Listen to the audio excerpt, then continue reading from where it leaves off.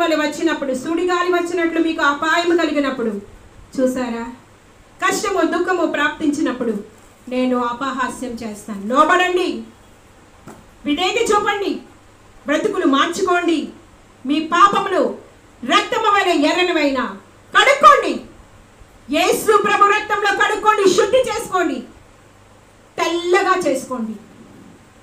ఆ తెల్లటి జీవితాలు, హృదయాలు దేవుడికి సమర్పించండి. దుష్టుల ఆలోచన చొప్పున నడవకు, పాపుల మార్గంలో నిలవకు, అపహాసకులు కూర్చుండే చోట కూర్చోకు. నీ బ్రతుకు బాగుండాలంటే, నువ్వు దేవుని చేత నడిపింపబడాలంటే, దైవ ప్రణాళికలోకి నడిపింపబడాలంటే, చూసారా, దుర్జనులను చూసి మచ్చరపడకు, వారి సహవాసం కోరకు.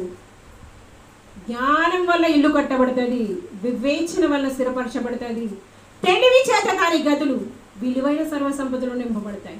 యెహోవా ఇల్లు కట్టి